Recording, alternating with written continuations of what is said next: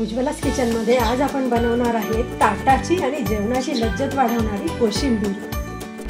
तर आपल्याला यासाठी लागणार आहे काकडी। काकडीची साल काढून घ्यायची। बऱ्याच वेळा कडू असते त्यामुळे काकडीची साल काढून घ्यायची। काकडीची साल कडू नसेल तर तीही तुम्ही यामध्ये घालू शकता, कारण काकडीमध्ये आणि काकडीच्या सालीमध्ये भरपूर प्रमाणामध्ये फायबर असतं। तर ही काकडी साल काढून छान अशी बारीक कापून घ्यायची। तर आता ह्या कोशिंबीरसाठी एक मोठा कांदा चांगला असा बारीक कापून घ्यायचा। 2 काकड्या साल काढून छान अशा बारीक कापून घ्यायच्या।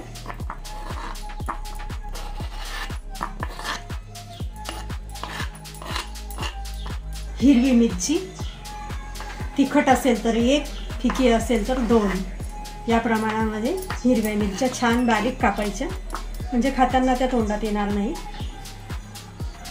एक मोठ्या साईजचा लाल टोमॅटो, याची ही बिया तुम्हाला जर चालत नसतील तर त्या काढून टाका आणि मग कापा।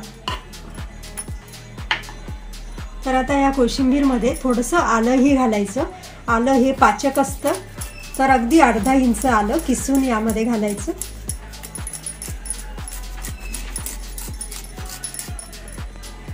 यामध्ये चवीनुसार मीठ घालायचं। बारीक कापलेली कोथिंबीर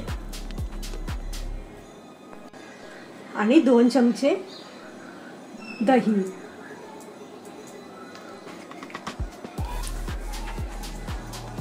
आणि आता चांगलं असं मिक्स करून घ्यायचं।